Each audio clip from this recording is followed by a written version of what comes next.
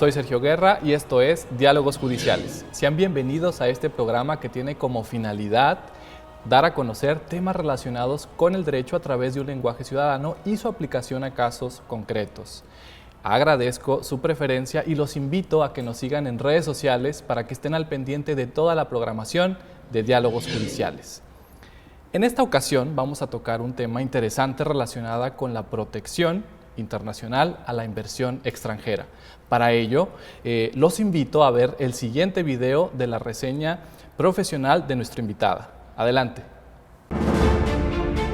Doctora Rosamilly Guzmán Pérez es egresada de la licenciatura en Derecho de la Universidad Autónoma de Nuevo León. Tiene una maestría en Derecho Comercial Internacional por la Universidad de Nancy en Francia y un doctorado en Derecho de la Universidad Sorbona de París. Es investigadora, miembro del Sistema Nacional de Investigadores, nivel candidato y profesora de la Universidad de Monterrey, en donde imparte cursos de Derecho Internacional Público y Privado. Su línea de investigación se centra en el Derecho Internacional de las Inversiones. Cuenta con diversas publicaciones académicas relacionadas con la aplicación de Derecho Internacional.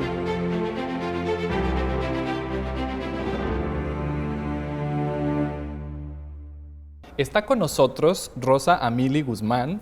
Ella es especialista en este tema y pues nos va a comentar estos aspectos relacionados con la protección a la inversión extranjera y sobre todo teniendo en cuenta que el comercio une personas, une estados y sobre todo está presente en cualquier acto jurídico que se celebre en materia comercial. Doctora, ¿cómo estás? Hola, ¿qué tal? Muchas gracias por la invitación. Muy bien. Muchas gracias por haber aceptado y bueno, pues, ¿qué te parece si iniciamos el programa? Sí, claro que sí. Muchas gracias. Y bueno, ¿qué nos puedes comentar en forma preliminar acerca de la protección internacional a las inversiones extranjeras? ¿Qué marco jurídico podemos tener como referencia? Sí, mira, en cuanto a las inversiones extranjeras, tenemos primero el marco jurídico nacional, ¿no? Las normas, vamos a decir, que ha creado nuestro propio poder legislativo. Entonces, en este sentido, tenemos una ley de inversión extranjera que se encarga específicamente de este tema. Esta ley ya es de los años 90, por supuesto que ha tenido diferentes reformas, pero ya es una ley que corresponde a una época de apertura hacia las inversiones. Muy bien. Como tú sabes, en los diferentes periodos históricos puede haber periodos en donde nos cerramos hacia la inversión extranjera y otros periodos en donde el país está más abierto, ¿no?, a recibir este tipo de empresas. Entonces ya en los 90s, que teníamos también el TLC, por ejemplo, el Tratado de Libre Comercio, pues estamos en una época de apertura, de liberalismo y de ahí tenemos esta ley de inversión extranjera. Muy bien. Esto implica que la protección a la inversión extranjera es también una materia de la que se preocupa el Estado mexicano y en ese sentido tenemos solamente la ley que comentas o existe, por ejemplo, desde la Constitución alguna referencia específica a este tema. Sí, bueno, tenemos el marco, como te decía, especial y luego tenemos el marco general, ¿no?, que ya aplicaríamos el Código de Comercio, por supuesto las protecciones que otorga la Constitución. En cuanto a la adquisición de propiedades de los extranjeros, tenemos el artículo 27 constitucional. Entonces tenemos también el marco general de protección que contiene ciertas protecciones sustantivas, recursos, instituciones que se encargan también de proteger la inversión, ¿no? Al menos eso dentro del marco nacional.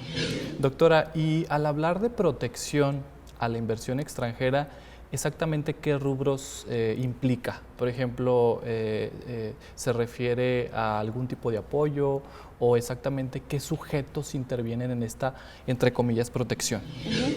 Sí, mira, esa parte es muy, muy importante porque de hecho si vemos la ley de inversión extranjera, no contiene protecciones, es más bien un marco jurídico que se encarga de la administración de la inversión, ¿no? Entonces ahí vamos a encontrar las actividades que están reservadas al Estado, las actividades que están reservadas a las empresas nacionales o a las personas físicas pero que son mexicanas, y luego tenemos una serie de actividades que pueden tener participación de la inversión extranjera, pero en determinados porcentajes, ¿no? Muy bien. 10%, 49% o más del 49%. Sí.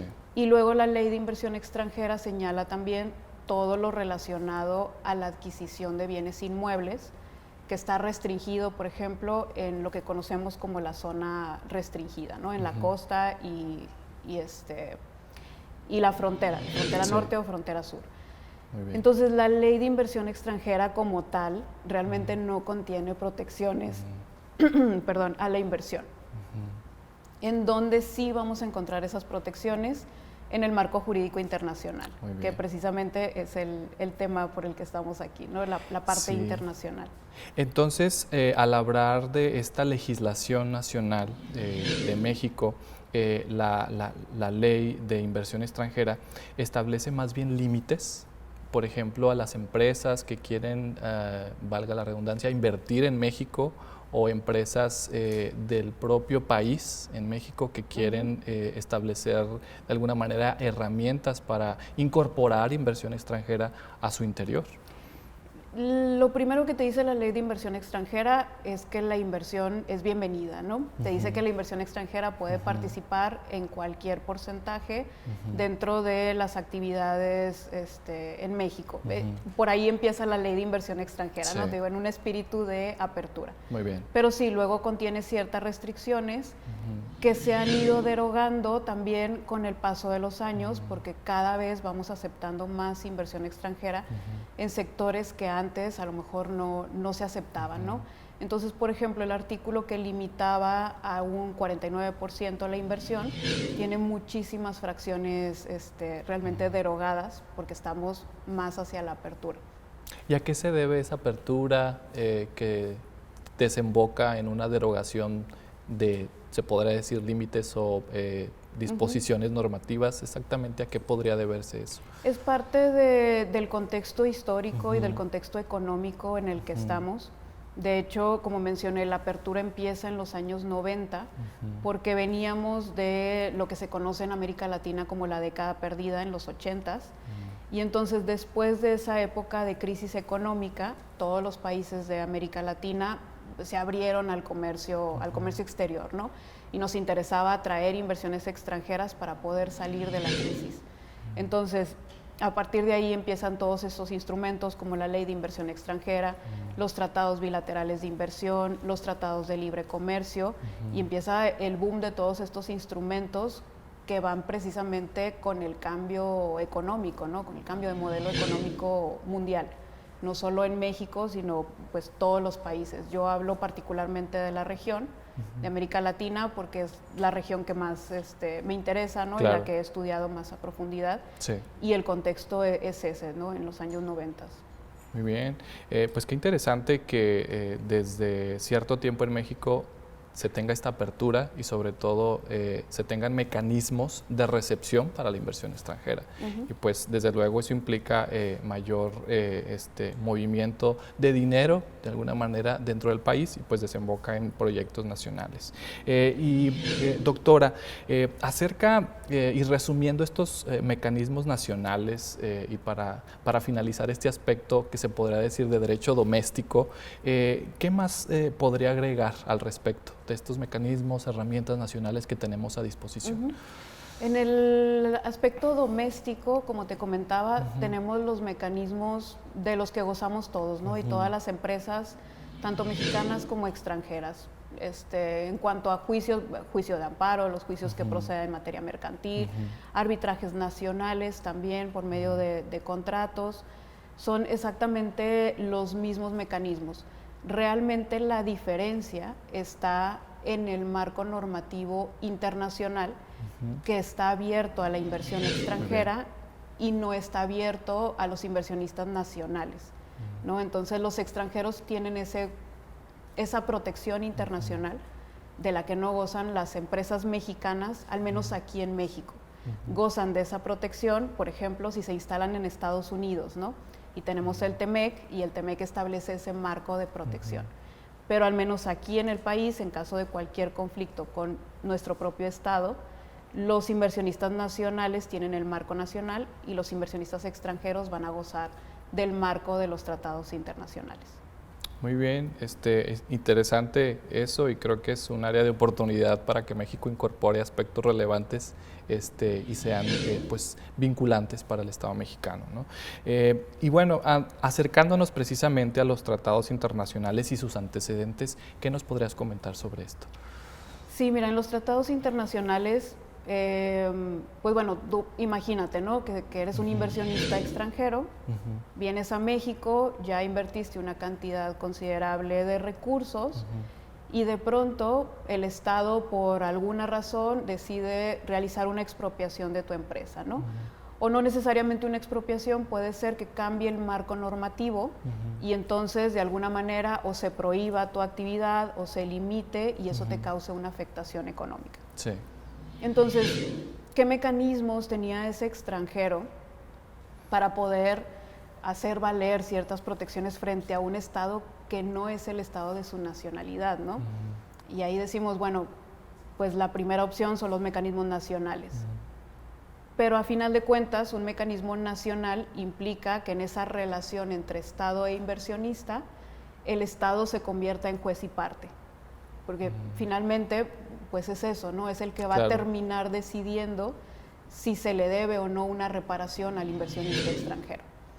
Y en contextos, en estados en donde hemos tenido inestabilidad política o en donde las condiciones pueden no ser favorables a los extranjeros, pues se encuentran vamos a decir, en una desventaja, ¿no? Frente al Estado, que lo vemos como pues, ente todopoderoso que puede decidir, ¿no? En muchos aspectos. Entonces, la vía nacional, digamos que no es la vía idónea para un inversionista extranjero en ese contexto, ¿no? Evidentemente hay estados que tienen un sistema judicial que funciona bien y los inversionistas también acuden a él. Pero esa es la idea del nacimiento de todo este sistema de protección. Ahora, ¿qué otra opción podíamos tener ya dentro del derecho internacional? Podíamos tener la parte de la protección diplomática. ¿Qué es esto? Pues el inversionista extranjero podía acudir a su estado de origen. No sé, si la empresa es estadounidense, podía acudir a Estados Unidos y Estados Unidos crear un conflicto con México, ¿no? Demandar a México, por ejemplo, en la Corte Internacional de Justicia, para reclamar esa reparación que se debe a su nacional, ¿no? Por las afectaciones sufridas por su nacional. Eso implica que la persona que pues prácticamente invirtió en México, por ejemplo, lo respalda el Estado y es el Estado quien asume la obligación internacional de defenderlo, por así decirlo. Esa era una opción, ¿no? La protección diplomática, digamos que era como un primer mecanismo en el derecho internacional. No el único, ¿verdad? No el único, no el único. Pero podemos pensar, por ejemplo, que este tipo de conflictos, imagínate, ya si se enfrenta un Estado contra otro, pueden llegar a ser incluso conflictos que se conviertan en algo más grande, ¿no? Y yo pienso siempre pongo el ejemplo de la Guerra de los Pasteles que todos conocemos en la historia mexicana, y precisamente surge de un conflicto de inversión, porque son pasteleros afectados, ¿no? por el Estado. Y un tema pues muy actual en esta época. Doctora, ¿qué te parece si este tema en específico lo reservamos para el siguiente bloque y regresamos en un momento? Claro que sí. Esto es Diálogos Judiciales, regresamos.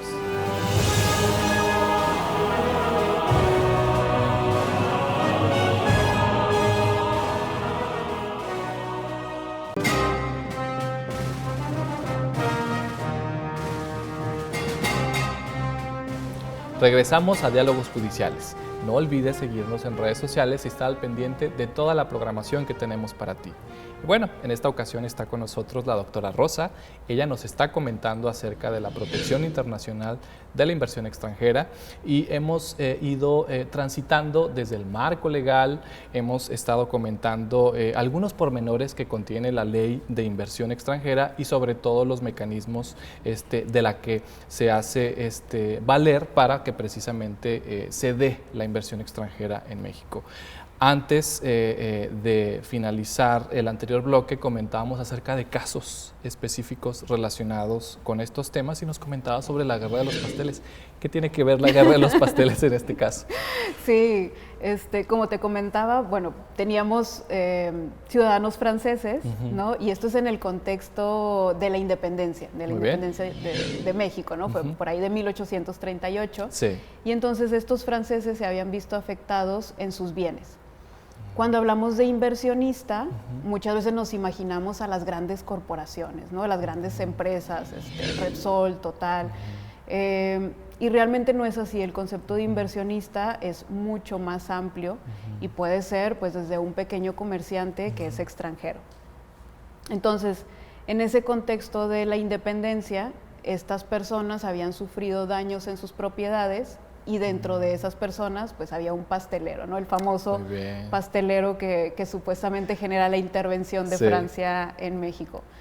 Entonces, hasta ese punto podían llegar los conflictos de inversión a convertirse en un conflicto bélico entre estados, ¿no? Digo, exagerando un poco la situación, pero es una situación que pasó muy sonada en nuestro país, sí, que todos conocemos.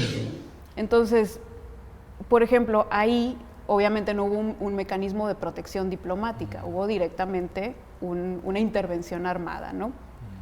Pero no había necesidad de llegar a tanto. Normalmente se ejerce la protección diplomática y hay un mecanismo judicial, que es Corte Internacional de Justicia, el más común, y ahí se puede resolver un conflicto de este tipo, que sería un conflicto de Estado contra Estado, pero de manera pacífica. Muy bien.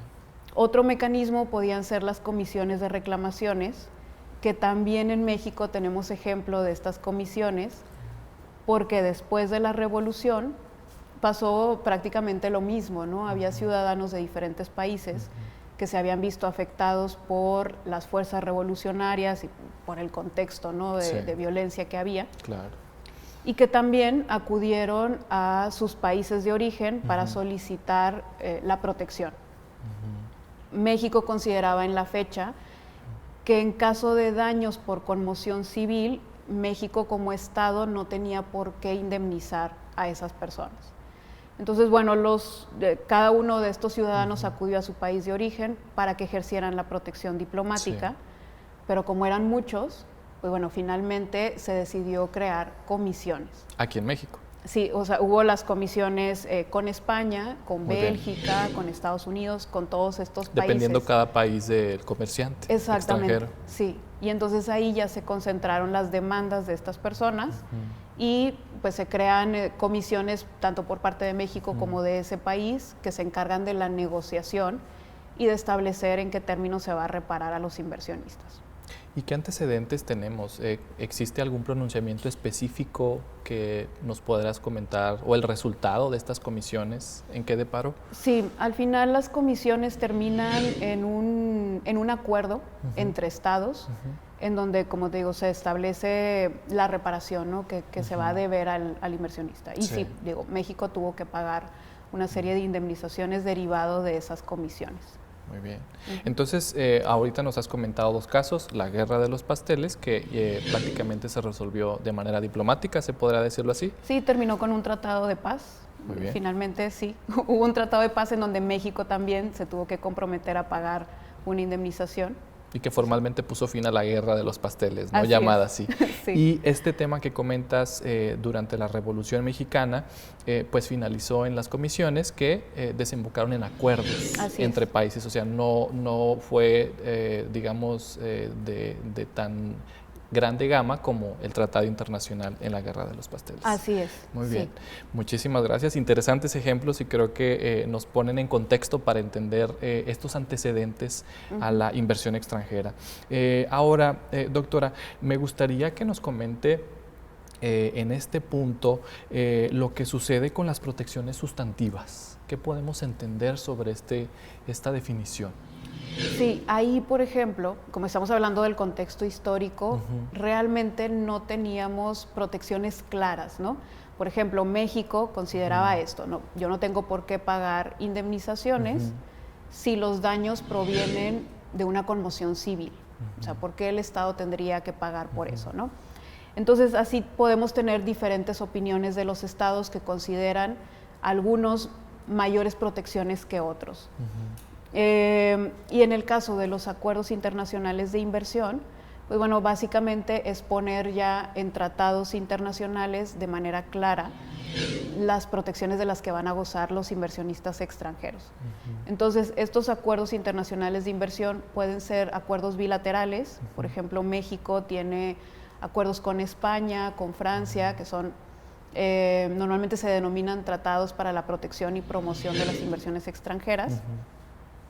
O pueden ser tratados bilaterales, multilaterales, como los tratados de libre comercio, que en ese caso el que más conocemos es el TEMEC con Estados Unidos y Canadá, pero tenemos también otros tratados, ¿no?, que son entre más países y que también tienen disposiciones que protegen a las inversiones. Qué interesante saber que si en sede interna o la legislación nacional no contiene pues esas cuestiones que prevén posibles conflictos, pues qué mejor que se haga directamente con el Estado, de donde previsiblemente podríamos recibir extranjeros para invertir en el país, ¿no? Y por ejemplo, exactamente qué contienen estos tratados internacionales de inversión. ¿Solamente se encargan de, por ejemplo, incluir derechos de fondo, o también tienen mecanismos? ¿Se establece la instalación de alguna comisión, como por ejemplo nos comentabas de lo que pasaba en la Revolución Mexicana? ¿Qué podemos encontrar en estos tratados? Tienen las dos cosas, de hecho. Tienen las protecciones de fondo y tienen también mecanismos para resolver los conflictos.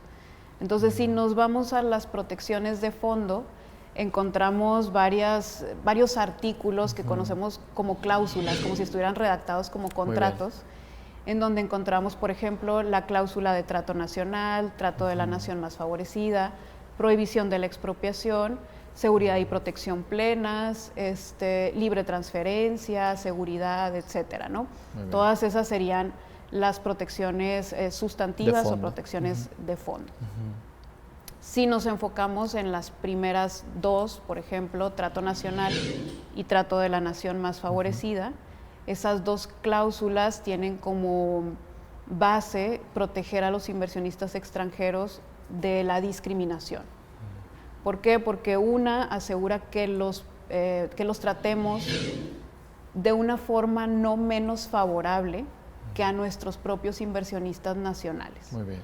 Y la otra es una protección no menos favorable que a los inversionistas de otros países. Entonces es bajo ese principio de no discriminación.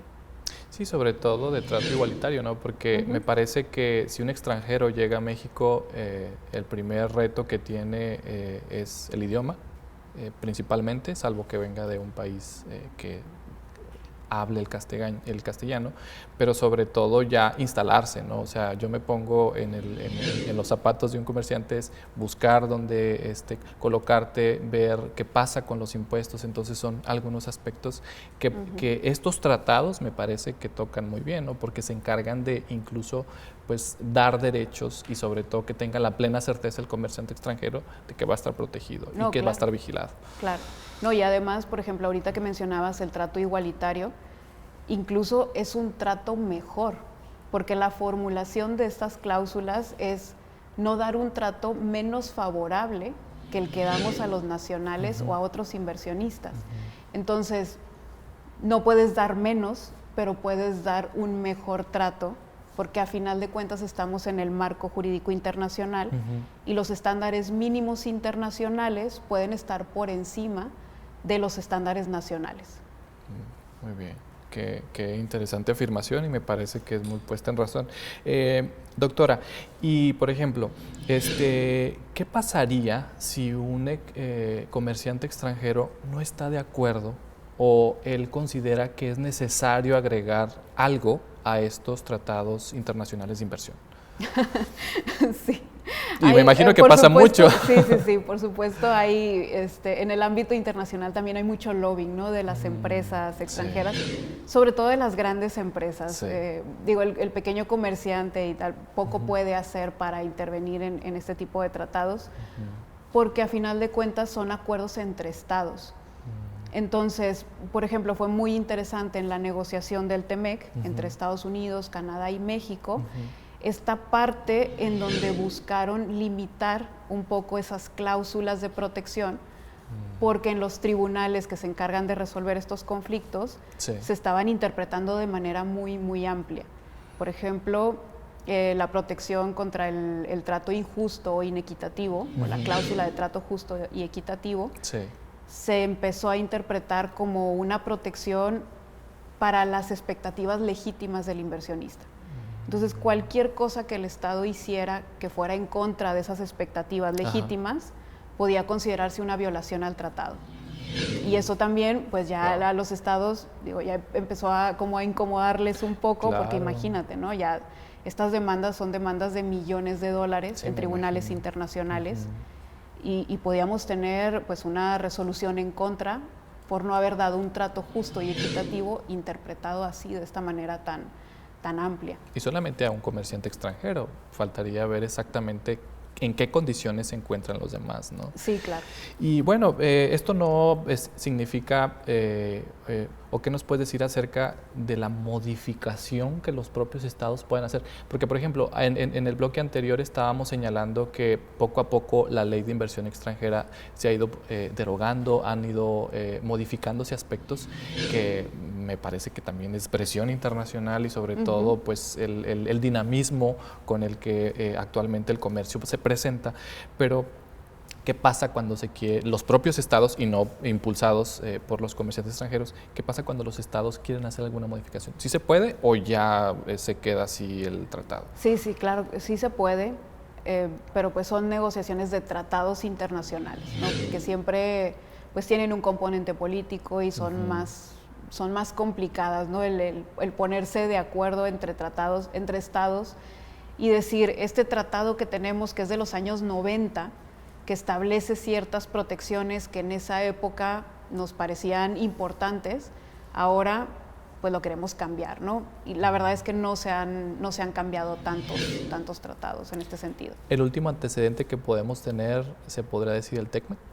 Sí, es el último que tenemos, al menos en el caso de México, que se terminó el TLCAN y se hizo el TEMEC como tratado nuevo, y en donde precisamente se revisó el que era el capítulo 11 del TLCAN y que ahora quedó en el capítulo 14, y es toda la protección a los inversionistas extranjeros. Muy bien, doctora, pues vamos avanzando en la plática muy provechosa. ¿Y qué te parece si el siguiente bloque tomamos los mecanismos internacionales para solucionar conflictos? Porque ya hemos estado hablando de ese marco legal, de ese marco internacional, en derecho interno y en derecho internacional, pero ahora vamos a referirnos a los mecanismos, y pues invito a nuestro querido auditorio para que se quede con nosotros. Estamos en Diálogos Judiciales a través de Canal 28, la televisión inteligente. Regresamos.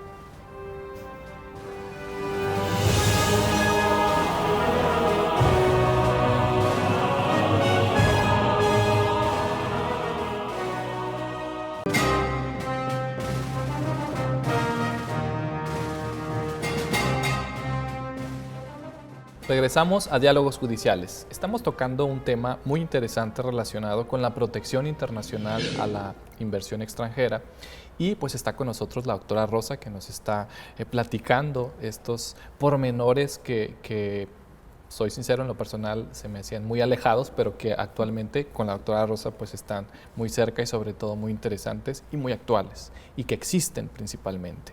El derecho internacional, como ustedes saben, pues tiene algunos aspectos relevantes y que en algunos casos son vinculantes para México.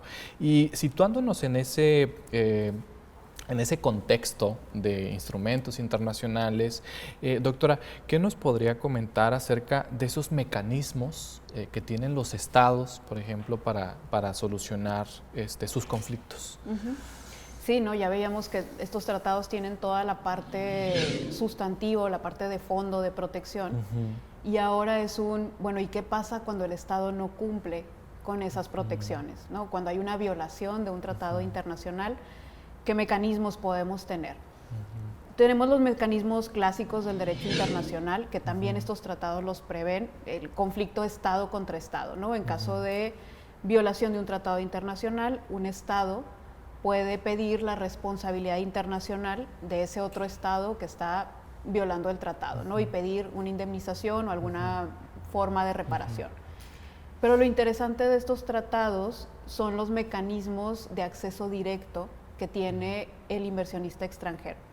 Es decir, ya no tiene que ir corriendo a su estado de origen y pedirle la protección diplomática, que además no es un derecho. Su estado de origen podía elegir protegerlo o no. No es obligatorio para los estados. No es obligatorio, no. Es un derecho también que puede ejercer el Estado o decidir, pues, no ejercerlo, ¿no? Porque finalmente, si no te interesa tener un conflicto con tu estado vecino, pues no vas a ejercer la protección diplomática. Muy bien. Entonces, lo novedoso de estos tratados es que el inversionista puede demandar directamente al Estado en un arbitraje de inversión, un arbitraje internacional.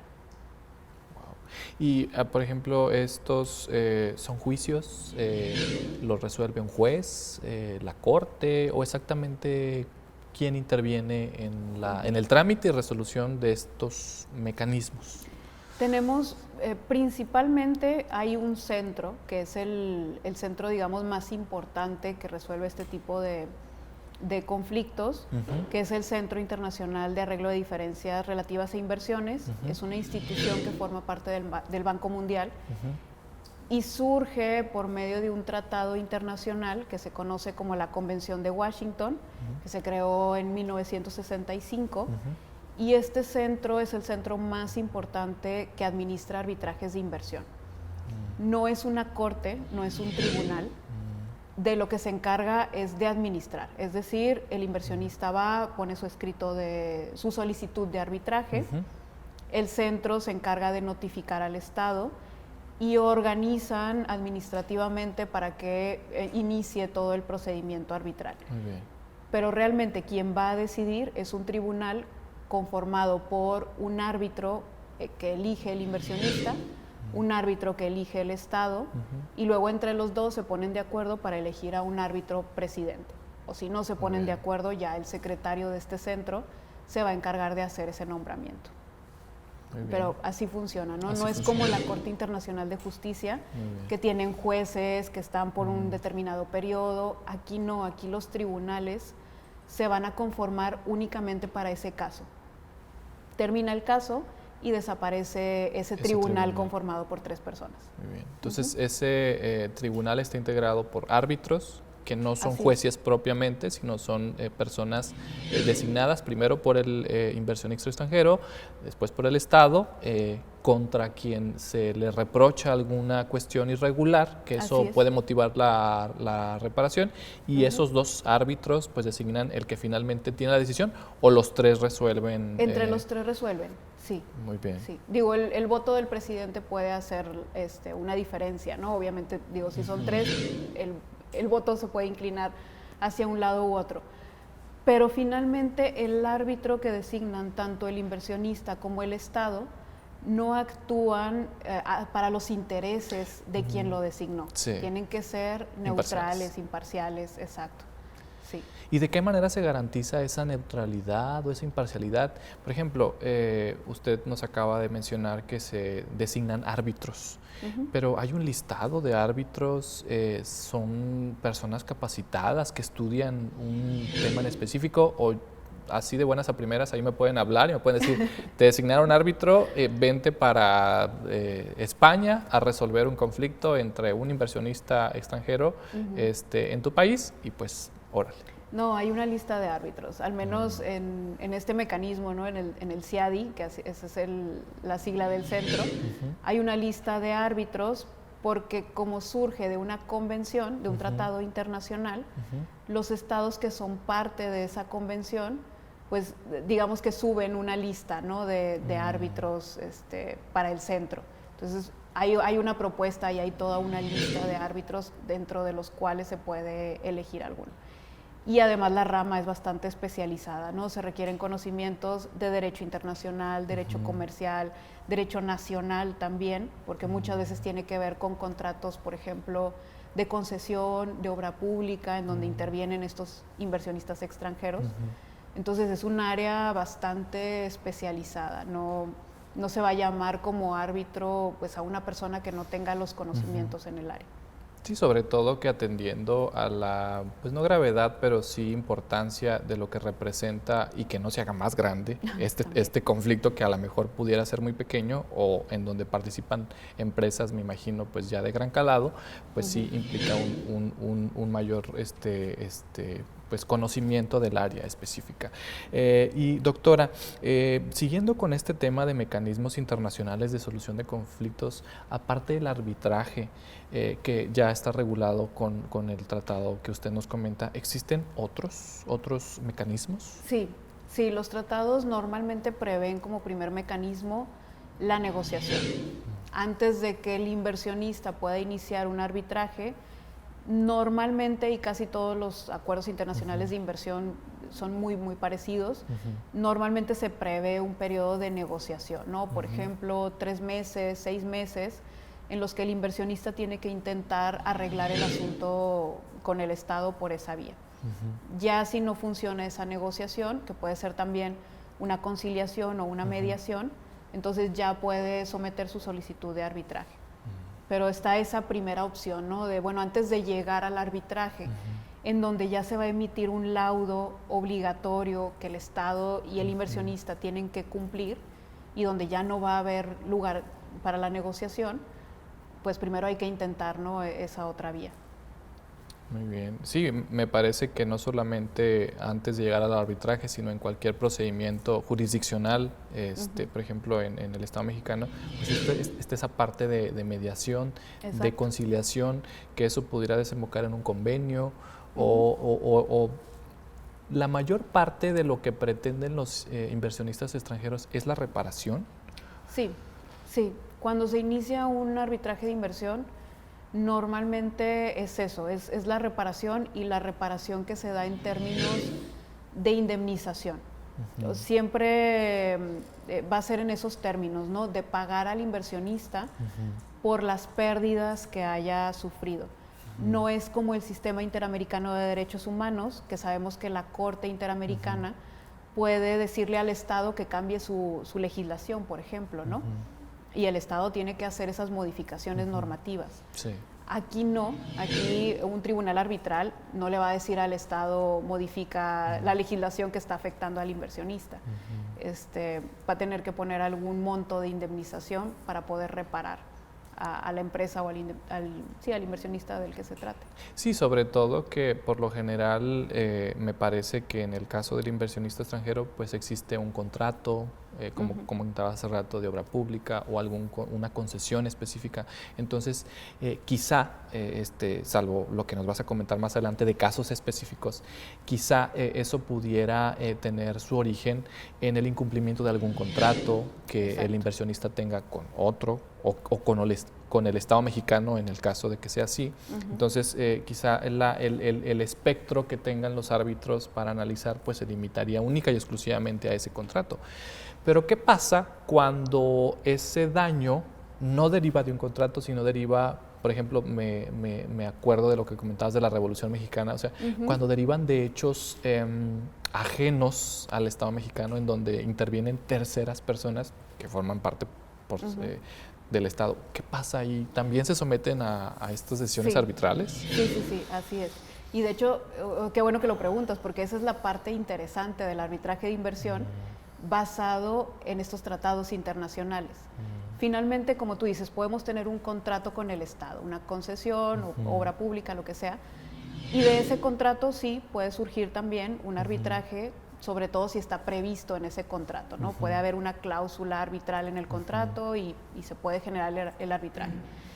Pero en estos casos que se basan en tratados internacionales, no necesitas tener ese contrato.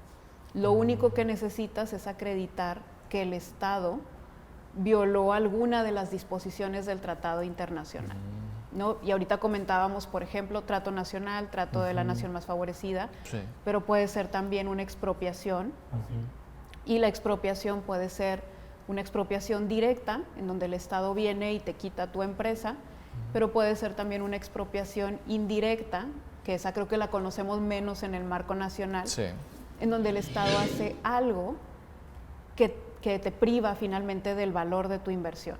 Y ese algo puede ser una legislación que prohíba tu actividad económica. no te está quitando tu propiedad, pero si ya no puedes operar, pues evidentemente es una expropiación indirecta, ¿no? Claro. Y entonces el Estado, si viola cualquiera de esas disposiciones, tenemos la de seguridad y garantías plenas que protegen precisamente de conmoción civil, de daños físicos, Muy bien. pues entonces se puede ir al arbitraje de inversión. Wow, pues qué interesante. Me parece que es complejo y completo la regulación internacional que se tiene para la protección de las inversiones extranjeras. Y para ir encaminando el final de este bloque, ¿qué pasa si, por ejemplo, el Estado o el inversionista extranjero no está de acuerdo con la decisión arbitral? Sí, ahí para ir al arbitraje necesitamos el consentimiento del Estado, ¿no? Tanto del Estado como del inversionista. Pero sabemos que el inversionista puede tener pues mayor interés en ir al arbitraje, ¿no? Así es. Aquí el problema podemos imaginar que sea el consentimiento del Estado, el acuerdo del Estado. En el arbitraje de inversión también ya esa parte queda suplida porque en el tratado internacional se toma como que ya el Estado está dando su consentimiento. Y entonces al dar su consentimiento también y al formar parte de la Convención de Washington, si es que el arbitraje se lleva por el CIADI, acepta que el laudo va a ser obligatorio.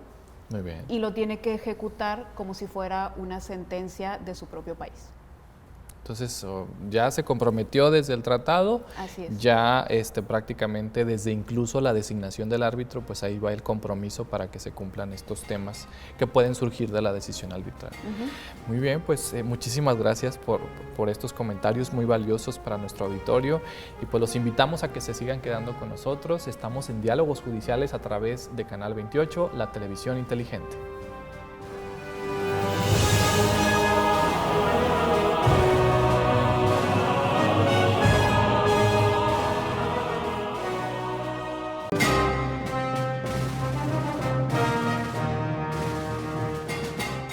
Regresamos a Diálogos Judiciales. Y bueno, estamos ya en la parte final de este programa, doctora. Estamos comentando acerca de la protección internacional de la inversión extranjera y hemos ido puntualizando ciertos puntos interesantes relacionados con este aspecto, principalmente el marco jurídico mexicano, qué pasa en el país, qué legislación tenemos y sobre todo el tema internacional, cuáles son los tratados que tocan este tema, cuáles son los mecanismos internacionales y pues en eso nos quedamos situados en el anterior bloque. Doctora, para finalizar esto de los mecanismos internacionales de solución de conflictos, ¿a dónde tiene que acudir el inversionista extranjero? ¿Hay una sede? ¿En qué lugar? ¿Es muy costoso? ¿Qué podemos saber acerca de cosas que me imagino no están en los tratados, pero que pasan Claro. en la práctica? Sí, bueno, el CIADI tiene su sede en Washington, pero bueno, es mucho más fácil hacer tu solicitud de arbitraje, ¿no? Tienen en la página de internet un correo electrónico, la dirección y demás, y el inversionista puede enviar sus documentos y no necesita ir a Washington a llevar su demanda. Y ya el CIADI que se encarga de administrar todo, pues envía las notificaciones y demás que pueden ser también por vía electrónica. Ahora, ¿en dónde tienen que estar o a dónde tienen que ir para llevar a cabo pues, las audiencias, presentar pruebas y todo esto? Eso puede quedar a elección del inversionista y del Estado. Se pueden poner de acuerdo en dónde van a estar llevando a cabo todas estas audiencias. Y también, bueno, en el contexto de modernidad en el que vivimos y más ahora, ¿no? con la pandemia, sí, también claro. se pueden hacer muchas cosas en línea. Las audiencias y cosas así, ¿no? Y presentación de pruebas y demás, también hay mecanismos pues tecnológicos para poder hacerlo. Muy bien. Desde luego ahí tiene que ver que se pongan de acuerdo las partes, ¿verdad? O sea, Así no es es. forzoso que acudan a Washington a realizar estas diligencias, sino que puede realizarse pues, en un estado que, por ejemplo, si estamos en México, pues puede ser aquí o se puede determinar el lugar de procedencia del extranjero. Así es. De hecho, al ser un arbitraje es un procedimiento bastante flexible. Las partes se ponen de acuerdo para ver dónde se van a reunir, para ver también la frecuencia, los términos, los plazos. Para todo eso se pueden poner de acuerdo. Es bastante flexible. Hay un reglamento arbitral en donde sí tenemos reglas de procedimiento, pero finalmente las partes pueden acordar muchas cosas, ¿no? Estamos dentro de ese contexto de flexibilidad. Muy bien, pues qué interesante. Y en cuestión monetaria, ¿podría representar el desembolso considerable del inversionista y en su caso podría recibir un ingreso también considerable atendiendo a la reparación del daño? O sea, ¿es ganar o definitivamente hay una cuestión que puede implicar? Sí, claro. De hecho, los procedimientos son costosos. Al ser tribunales de 3 árbitros, pues eso genera un costo mayor, ¿no? A cuando tenemos un arbitraje de un árbitro o un arbitraje que es nacional, a diferencia del arbitraje internacional. Entonces sí son procedimientos costosos. Hablábamos de que inversionista puede ser un pequeño propietario, un pequeño comerciante, ¿no? Sí. Pero la realidad es que a un pequeño comerciante pues no le va a salir al costo irse a un arbitraje de inversión. Normalmente son empresas grandes con casos importantes de millones de dólares las que acuden a este tipo de arbitrajes. Para darnos más o menos una idea de los costos, el último caso que verifiqué fue un laudo del 2020 de Vento contra México. Y en este caso, que de hecho perdió el inversionista, se asignaron gastos y costas de cada parte y, por ejemplo, México tiene que pagar casi $1 millón únicamente de gastos y costas, y de un caso que finalmente ganó porque se consideraron sin méritos los argumentos del inversionista. Entonces, son... ¿Pero a quién le tiene que pagar México, por ejemplo, ese $1 millón al CIADI? Ajá, sí, así es. Sí, son los gastos de los árbitros, de la administración. Wow, entonces es complejo determinar ese aspecto, pero pues al fin de cuentas es una obligación internacional que el Estado asumió y sobre todo pues es la protección internacional a las inversiones extranjeras y no puede quedar así. Y bueno, hablando de casos específicos, ¿nos podrías comentar algunos casos contra México en el CIADI? ¿Existen laudos? ¿Existen cumplimientos? Por ejemplo, ya nos adelantabas de uno de 2020, pero ¿qué hay de relevante en esa materia? En el CIADI, bueno, no he mencionado otros sistemas, digo, aparte del CIADI, tenemos también el reglamento de UNCITRAL y tenemos otros centros de arbitraje que también se pueden ocupar de la cuestión. Muy bien. Pero la realidad es que el mayor porcentaje de casos se da en el CIADI, ¿no? Entonces, por eso también no hemos salido de ese centro. En el caso de México, en el sitio web del CIADI están registrados 33 casos contra México, de los cuales tenemos 11 que están pendientes, que están todavía en proceso. En otra página también oficial, que es de Naciones Unidas, están registrados 35 casos. Entonces, si vemos, son 33 del CIADI y si acaso hay otros 2 casos por ahí, ¿no?, perdidos en algún otro tribunal. Entonces, el CIADI sigue siendo el centro más importante. De estos casos que ya están resueltos, sí tenemos laudos. Hay laudos en donde pues no se le da la razón al inversionista, laudos donde sí, tenemos los dos lados de la moneda, ¿no? Sí, claro. Cosas no podemos ganar México, todos. Sí, claro. Donde sí hubo una responsabilidad por parte del Estado mexicano y casos sin méritos, ¿no? De los casos en donde, por ejemplo, México sí ha sido responsable, hay un caso muy conocido que se llama el caso de Metalclad, en donde esta empresa quería establecer una planta para el tratamiento de residuos peligrosos, ¿no? Sí. Y en este caso, por ejemplo, para ver un poco cómo funcionan las protecciones al inversionista, el gobierno federal, es un caso de los 90s, ¿no? Sí. El gobierno federal y el gobierno del estado le habían dado al inversionista todas las seguridades de que iba a poder establecer la planta de tratamiento. De hecho, el inversionista ya tenía ahí una primera inversión y lo que iba a hacer era expandir, ¿no?, esa empresa. Sí. ¿Qué es lo que pasa? Que bueno, el inversionista empieza a construir esa parte de la empresa para tratar de residuos peligrosos. Sí. Con la venia de la Federación y del gobierno del Estado. Y entonces resulta que empieza a haber manifestaciones de la población. ¿Por qué? Porque la planta estaba cerca de un poblado. No la quería. Y claro, ¿a quién le gusta tener una planta de tratamiento de residuos cerca de su casa? Definitivamente, ¿no? a nadie. Entonces empieza a haber un movimiento social, el gobierno municipal se pone del lado de la población y lo que hace el gobierno municipal es negar el permiso de construcción, que es competencia del municipio. Y entonces Federación y Estado le habían dicho al inversionista que no había problema y que con el municipio era un mero trámite. Y en el momento en el que el municipio niega ese permiso de construcción, ya no se puede hacer nada, porque ya se queda pues parada la inversión, ¿no? Ya no se puede operar. Así es. Entonces, entre un va y viene de permisos, de negociaciones y demás, llega un punto en el que el inversionista ya se da cuenta que no va a poder operar esa planta. Los pobladores incluso bloquean el acceso a la planta, ¿no? Y entonces pues, surge este caso de arbitraje de inversión en el CIADI, utilizando como tratado el TLCAN.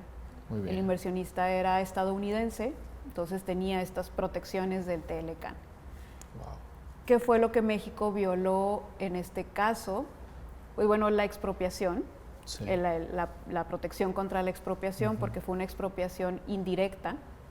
Si ya no puedes operar, violación a la prohibición de la expropiación. Derivada de la negativa del municipio. Derivada de la negativa del municipio, exacto.